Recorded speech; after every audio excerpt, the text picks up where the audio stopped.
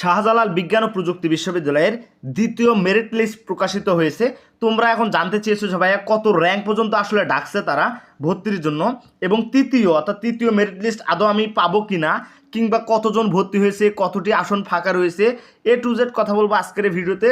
সম্পূর্ণ ভিডিওটা মনোযোগ দিয়ে দেখো এবং যে কোনো আপডেট তথ্য সবার আগে পাওয়ার জন্য ইউটিউব চ্যানেলটা সাবস্ক্রাইব করে রাখো, যাতে পরবর্তীতে তুমি যে কোনো আপডেট তথ্য সবার আগে পেয়ে যাও। হ্যাঁ, এখন দেখো যে প্রথম যে কথাটা বলবো আসলে কত পর্যন্ত র্যাঙ্কটা ডাকছে এইটা আগে ক্লিয়ার করি, দেন আস্তে আস্তে সবগুলো বলবো। দেখো তোমাকে প্রথম যেটা ডাকছে মানবিক বিভাগ থেকে, দেখো তোমাকে সোমবার 23 তারিখ, হ্যাঁ এই 23 তারিখ সোমবার মানবিক বিভাগ থেকে ডাকা হয়েছে 285 থেকে কত 414 পর্যন্ত ডাকা হয়েছে। 285 থেকে 414 পর্যন্ত।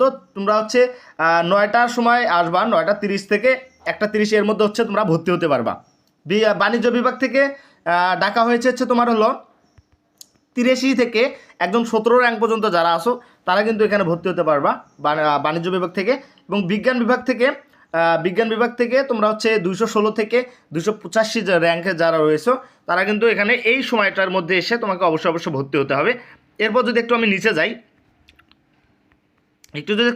দেখেন মঙ্গলবার অর্থাৎ 24 তারিখ, এই 24 তারিখ দেখেন এ ইউনিট, যেটা A1 এবং A2 আছে, এই A1 ইউনিটে 961 থেকে 1210 পর্যন্ত যারা আছেন তারা সবাই এখানে সবাইকে ডাকা হয়েছে, সবাই আসবেন।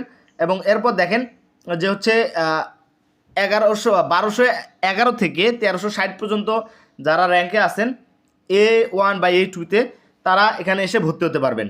বুধবার 25 তারিখ দেখেন এ ইউনিট এবং A1 এবং A2-তে 1361 থেকে 1660 এবং হচ্ছে 1610, 1611 থেকে 1760 পর্যন্ত যারা আছেন এখানে এসে ভর্তি হয়ে যাবেন।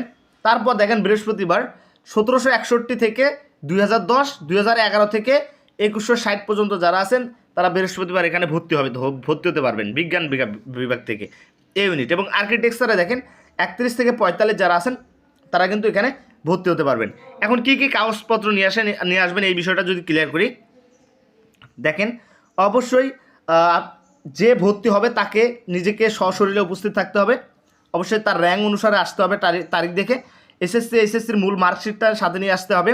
তারপর হচ্ছে রসিদ অর্থাৎ হচ্ছে ভর্তির প্রমাণপত্র, মূল মার্কশিটের ফটোকপি, অন্য ইউনিভার্সিটিতে যদি ভর্তি হয়ে থাকেন কিংবা অন্য কলেজে যদি ভর্তি হয়ে থাকেন সেকেন্ড টাইমাররা, তাদের হচ্ছে ভর্তির প্রমাণপত্র, ফি জমা দানের রসিদ, মূল মার্কশিটের ফটোকপি, এগুলো সব সাথে আনতে হবে। এরপর দেখেন ভর্তিচ্ছু শিক্ষার্থীকে অবশ্যই 1 কপি সাম্প্রতিক তোলা পাসপোর্ট সাইজের রঙিন ছবি আনতে হবে এবং 14,900 টাকা হচ্ছে আপনার ভর্তি ফি, এটা সাথে আনতে হবে। এবং হচ্ছে আপনার রক্তের গ্রুপটা কি এটা কিন্তু প্রমাণ আনতে হবে, অথবা এখানে আপনি করতে পারবেন, সমস্যা নেই। এরপর দেখেন একাধিক ইউনিটে যারা আবেদন করেছেন তারা চাইলে কিন্তু অন্য ইউনিটে ভর্তির সুযোগ পেলে পরিবর্তন করা যাবে, এই বিষয়টা আপনারা ক্লিয়ার থাকেন। এখনও যদি কোনো কোশ্চেন বুঝতে অসুবিধা হয় বা বুঝতেছেন না তাহলে আমাকে অবশ্যই জানাবেন। আর কতটি সিট ফাঁকা রয়েছে এবং হচ্ছে কতজন এ পর্যন্ত ভর্তি হয়েছে, একটু আগে দেখো আমি একটা আমার ইউটিউব চ্যানেল ফেসবুক পেজে একটা ভিডিও দিয়েছি, ওই ভিডিওতে A to Z কথা বলছি স্বাস্থ্যের বিষয় নিয়ে, তোমরা এই ভিডিওটা দেখে নাও। আর তোমরা যারা সেকেন্ড টাইমার আসো তোমাদের জন্য একটা ফ্রি কোর্স লঞ্চ করা হয়েছে, ফ্রি কোর্স যেখানে free guideline, free notes, free suggestion, free exam সব পাওয়া। জাস্ট ডিসক্রিপশন বক্স এবং হচ্ছে কমেন্ট বক্সে দেখো লিঙ্ক দেওয়া আছে, জাস্ট মেসেঞ্জার গ্রুপটাতে জয়েন করে রাখো, পরবর্তীতে তোমার কাজে লাগবে।